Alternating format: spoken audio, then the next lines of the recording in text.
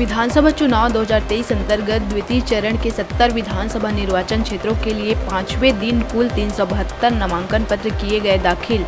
द्वितीय चरण के विधानसभा क्षेत्रों के लिए अब तक 246 उम्मीदवारों ने भरा 474 पत्र।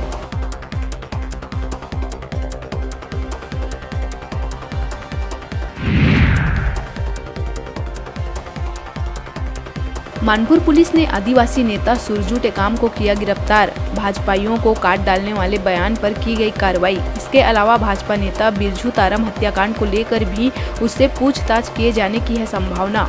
एसपी रत्ना सिंह ने की है गिरफ्तारी की पुष्टि।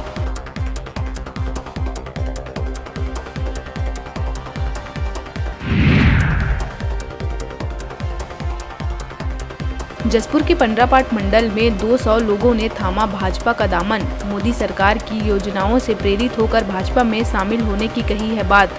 पूर्व राज्यसभा सांसद रणविजय सिंह जूदेव के नेतृत्व में सभी लोगों को भाजपा का गमछा पहनाकर दिलाई गई सदस्यता।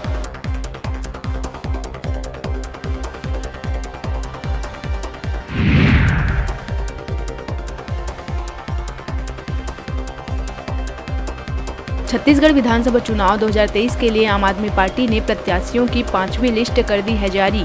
इस सूची में कुल 12 प्रत्याशियों का नाम है शामिल। अब तक आप ने कुल 57 उम्मीदवारों की कर दी है घोषणा।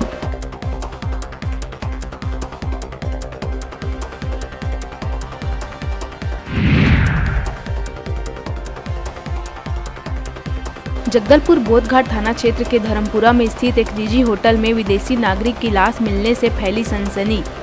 इटली निवासी मोरे फ्रांसिस्को के रूप में हुई है मृतक की पहचान। पिछले 17 अक्टूबर से होटल में रुका हुआ था। फिलहाल मामले की जांच में जुटी है पुलिस।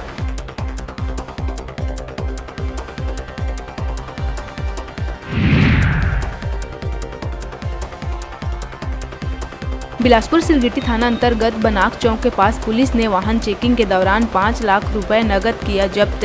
कैश रखने वाला कार चालक रकम के बारे में नहीं दे पाया जानकारी। फिलहाल नकद जब्त कर पुलिस कर रही है कार्रवाई।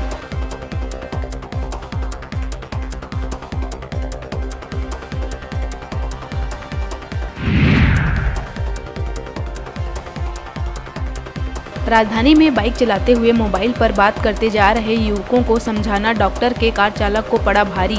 बदमाशों ने चालक और डॉक्टर से की मारपीट। डॉक्टर की गाड़ी का शीशा तोड़ ड्राइवर पर पत्थर से किया हमला। दलदल सिवनी निवासी दोनों आरोपी सुरेंद्र साहू और कुबेर रजक को पुलिस ने कर लिया है गिरफ्तार।